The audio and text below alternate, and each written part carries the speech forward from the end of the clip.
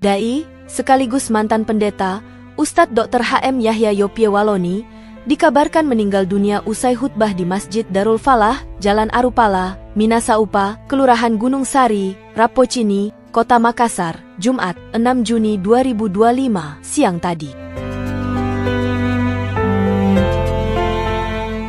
Ustadz Yahya Waloni meninggal dunia dalam safari dakwah sepekan di Makassar. Ustadz ini tiba di Makassar bersama istri dan menginap di Hotel Prima, Jalan Ratulangi, Makassar.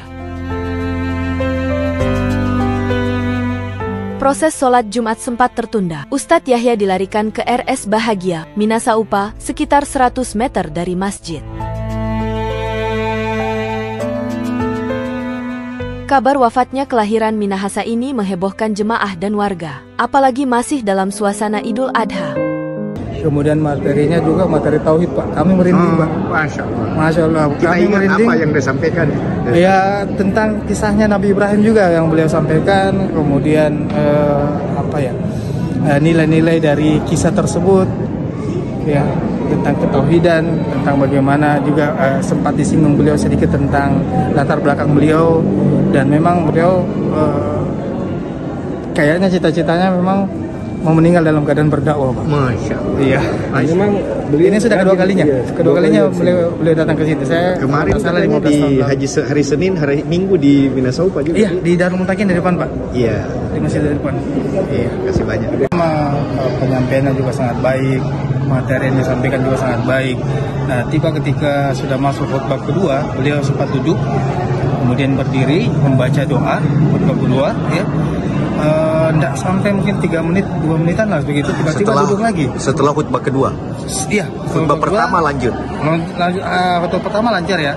Khutbah kedua, beliau tidak lama pegang dadanya.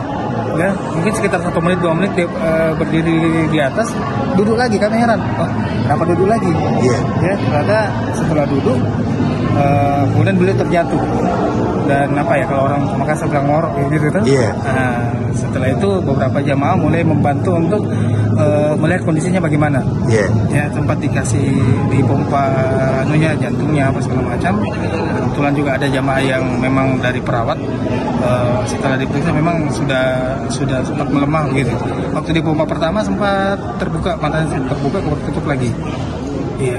Itu dibawa ke rumah sakit? Dibawa ke rumah sakit, tapi kondisi beliau sudah sangat parah gitu.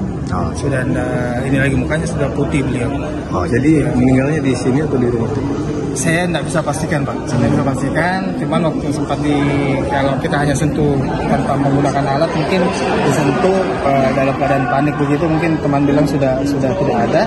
Tapi yang bisa dipastikan ketika ada di rumah sakit. Mungkin pihak rumah sakit bisa di rumah sakit Bahagia. Sampaikan Bahagia. Oh, iya. Memang kami juga sempat menelpon karena di sana dibilang langsung bawa saja ke sini. Jadi tadi ini dari Bahagia dibawa ke sini lagi? Dibawa ke sini lagi. Rencananya dimakamkan di Jakarta, Pak. Cuman kami dari pengurus sempat sampaikan apakah memang langsung mau dibawa, sudah ada jadwalnya. Kalau memang sudah ada jadwalnya, jam berapa, supaya apakah mau diselenggarakan di sini jenazahnya, mau dimandikan, dikafani, nanti tinggal diangkat ke sana. Tapi qadarullah mungkin belum didapat. Rumahnya memang di Minasaupa, Ustaz? Enggak, Pak. Beliau ini kan dai nasional, Pak. Iya, jalan datang ke sini khusus. Tadi khatib di mana tadi? Khatib di Tamalati kalau tidak salah tadi. Beliau sempat sampaikan. Kalau tidak salah ya. Iya, jadi memang sepekan ini beliau ada safari dakwahnya di Makassar. Kemarin kita dikejutkan dengan berita duka meninggalnya salah satu tokoh agama yang cukup terkenal di Indonesia, yaitu Ustadz Yahya Waloni. Beliau meninggal dunia saat sedang menyampaikan khutbah Jumat di Masjid Makassar. Namun sayangnya setelah kabar meninggalnya beliau, muncul berbagai spekulasi di media sosial. Bahkan ada tuduhan yang sangat tidak mendasar bahwa beliau katanya diracun. Tuduhan seperti ini bukan hanya tidak etis, tapi juga bisa menimbulkan fitnah besar, apalagi terhadap seorang almarhum yang sudah tiada. Jadi hari ini saya ingin membahas secara jelas dan faktual apakah benar Ustadz Yahya Waloni diracun dan apa penyebab sebenarnya meninggalnya beliau. Pertama-tama, mari kita lihat dari sisi riwayat kesehatan almarhum. Berdasarkan informasi yang disampaikan oleh keluarga dan pihak medis, Ustadz Yahya Waloni memang memiliki riwayat penyakit jantung sejak tahun 2021. Bahkan pada masa itu, beliau pernah dilarikan ke rumah sakit karena diduga mengalami serangan jantung. Selain itu, kondisi pembengkakan jantung yang disebut dalam beberapa pemberitaan juga menjadi salah satu indikator bahwa beliau memiliki masalah jantung kronis. Meski dalam beberapa waktu terakhir beliau tidak terlihat mengeluh atau menunjukkan gejala yang mencurigakan, tapi riwayat medis tersebut tetap menjadi faktor resiko yang tinggi. Kemudian, saat kejadian di masjid, menurut saksi mata, Ustadz Yahya sempat menyelesaikan khutbah pertama dengan baik. Lalu memasuki khutbah kedua, di tengah khutbah itulah beliau tiba-tiba ambruk dan tidak sadarkan diri. Petugas medis langsung melakukan pertolongan pertama dan membawa beliau ke rumah sakit, namun nyawa beliau tidak dapat tertolong. Dari hasil pemeriksaan awal dokter, penyebab meninggalnya Ustadz Yahya Waloni sangat kuat diduga karena serangan jantung atau gangguan jantung akut yang bisa saja dipicu oleh aktivitas fisik, stres atau tekanan darah yang naik secara mendadak.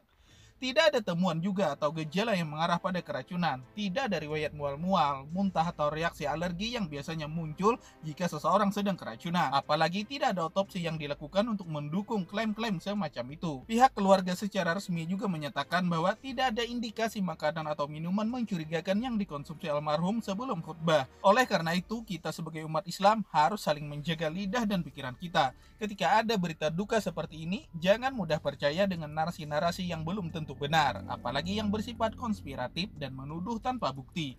Ustadz Yahya Waloni adalah manusia biasa. Beliau telah menunaikan tugasnya sebagai seorang dai hingga detik-detik terakhir hayatnya. Meninggal saat berada di atas mimbar saat menyampaikan dakwah, itu adalah bentuk husnul khotimah yang patut kita dambakan, doakan, dan syukuri bersama. Maka dari itu, marilah kita doakan almarhum agar diterima segala amal ibadahnya, diampuni segala dosa beliau, dan ditempatkan di tempat terbaik di sisi Allah Subhanahu wa Ta'ala.